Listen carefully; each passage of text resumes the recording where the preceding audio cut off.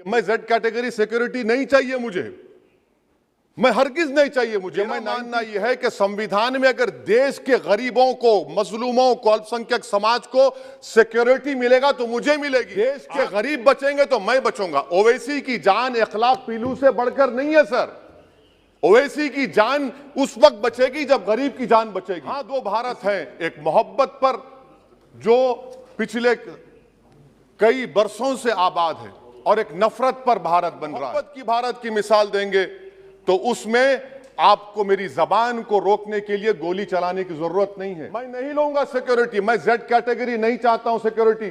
मुझे A category का शहरी बनाइए आप, मुझे ए कैटेगरी का शहरी बनाइए ताकि मेरी और आपकी जिंदगी बराबर हो। मैं मौत से नहीं डरने वाला हूं, हम सबको जाना है इस दुनिया से। उत्तर प्रदेश की जनता गोली चलाने वालों का जवाब बैलेट से देगी, नफरत का जवाब मोहब्बत से देगी।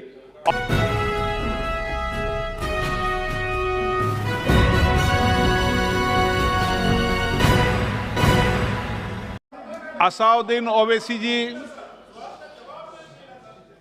स्पीकर सर, आपका बेहद शुक्रिया कि कल शाम में आपने फ़ोन करके मेरी खैरियत और मुझसे दरियाफ़्त किया कि क्या हुआ, और आपने मुझे बताया कि आपने फ़ौरन पुलिस के आला अहदेदारों से बातचीत भी की।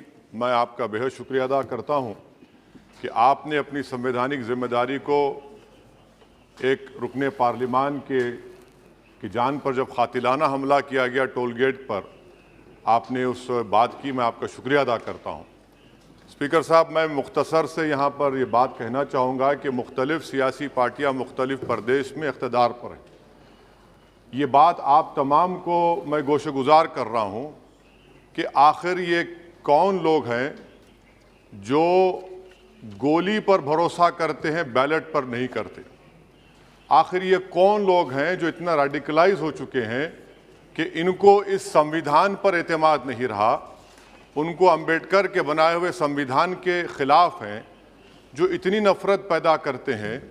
आखिर ये कौन लोग हैं? मैं इसको सियासी गुफ्तगू नहीं करूंगा, ये सब के लिए छोड़ रहा हूं, क्योंकि जहां तक मुझे मालूम कि मैं 2 मरतबा का विधायक हूं, 4 मरतबा का सांसद हूं, और अगर इस तरह से अगर राजनीति आगे बढ़ेगी कि टोल गेट पर गाड़ी रुकती है और 4 राउंड गोलियां चलाई जाती हैं, आखिर इन नौजवानों को ये कैसे रेडिकलाइज हुए? और मैं सरकार से पूछना चाहता हूं कि क्या उन्होंने ये रेडिकलाइजेशन सैयद कुतुब की किताब पढ़कर रेडिकलाइज हुए, अब्दुल्ला अज़ाम की किताब पढ़कर रेडिकलाइज हुए, या अयमन अल ज़ोहरी की किताब पढ़कर रेडिकलाइज हुए?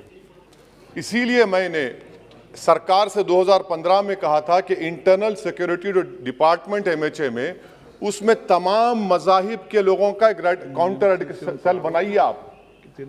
और सर, ये रेडिकलाइज हो चुके हैं तो भारत की इससे राइट विंग कम्युनिज्म और टेररिज्म बढ़ेगा। मैं आपसे अपील कर रहा हूं कि जो गलती NDA 1 में की थी, आप वही करने जा रहे हैं। आपको नुकसान होगा, आपकी सरकार को नुकसान होगा, देश को तो, देश की सालिमियत को खतरा तो पैदा हो रहा है। सर, मैं आपके जरिए से सरकार को ये भी बताना चाहूंगा कि जिन लोगों ने ये रेडिकलाइजेशन किया है, आप इस पर गौर करिए, इन पर UAPA क्यों नहीं लगाते आप?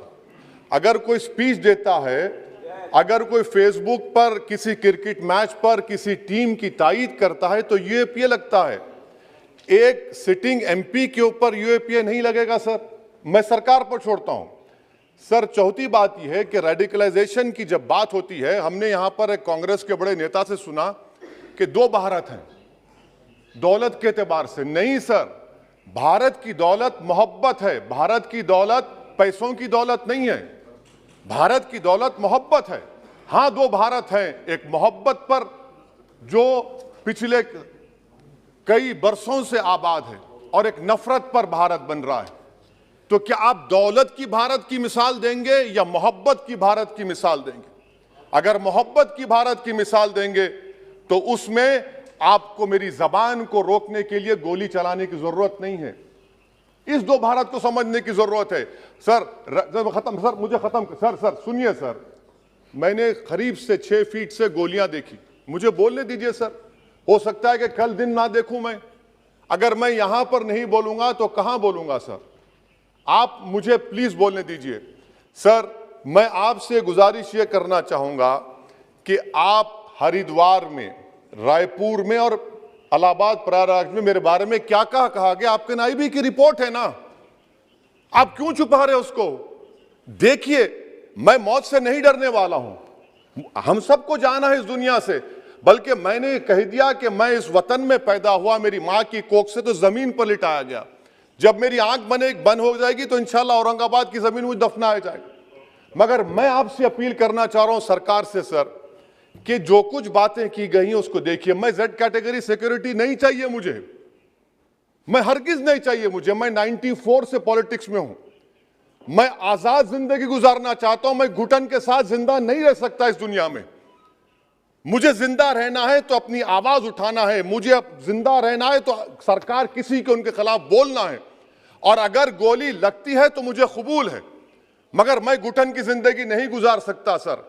मेरा मानना यह है कि संविधान में अगर देश के गरीबों को, मजलूमों को, अल्पसंख्यक समाज को सिक्योरिटी मिलेगा तो मुझे मिलेगी सर। आपकी चिंता हमें है ना सर, इसलिए सिक्योरिटी दे रहे हैं सर आपको नहीं सर, देश के गरीब बचेंगे तो मैं बचूंगा। ओवैसी की जान इखलाक पीलू से बढ़कर नहीं है सर। ओवैसी की जान उस वक्त बचेगी जब गरीब की जान बचेगी। इसीलिए मैं आपके जरिए सरकार से अपील करना चाहूंगा कि सर, इस नफरत को खत्म करिए, इस नफरत को खत्म करिए और इस पर आप गौर करिए। मैं नहीं लूंगा सिक्योरिटी, मैं जेड कैटेगरी नहीं चाहता हूं सिक्योरिटी। मुझे ए कैटेगरी का शहरी बनाइए आप, मुझे ए कैटेगरी का शहरी बनाइए ताकि मेरी और आपकी जिंदगी बराबर हो। जब देश के प्रधानमंत्री पर सिक्योरिटी ब्रीच हुआ, अपोजिशन की तरफ से मैंने कहा था कि गलत हुआ, सब सेकुलर पार्टी के लोगों ने कहा कि ओवैसी तुम क्यों बोले? मैंने कहा नहीं, देश का प्रधानमंत्री मेरा है, सिक्योरिटी ब्रीच हुई तो एक्शन लेना चाहिए। मगर 4 मर्तबा के एमपी पर कोई 6 फीट के फासले से 4 गोली चलाता है। मुझे मौत है, हम सबकी मौत है, मगर मैं इन गोली चलाने वालों से डर कर खामोश नहीं बैठने वाला हूं। और मैं दुआ करता हूं कि उत्तर प्रदेश में पुरअमन पोलिंग होगी इंशाअल्लाह। उत्तर प्रदेश की जनता गोली चलाने वालों का जवाब बैलेट से देगी, नफरत का जवाब मोहब्बत से देगी, और कमजोरों को दबाने का जवाब हिस्सेदारी से देगी। मेरी आपसे गुजारिश है सर कि मुझे जेड कैटेगरी नहीं चाहिए, मैं रिजेक्ट करता हूं। आप इंसाफ करिए सर, उस पर यूएपीए लगाइए। और इनके दिमाग कौन है? 2 लोग रेकी करते हैं, उनको मालूम कि मैं मीरठ किठौर से आ रहा हूं उस टोल गेट पर, और 6 फीट के फासले पर गोली चलाते हैं। तो आप देख लीजिए सर, आप सरकार के हवाले, अगर आप इंसाफ करना चाहे आप इंसाफ कर सकते, मगर रेडिकलाइजेशन आपको नुकसान पहुंचाएगा और इससे राइट विंग टेररिज्म बढ़ेगा। शुक्रिया सर। जुड़े रहिएगा आपके अपने चैनल बीजापुर समय के साथ।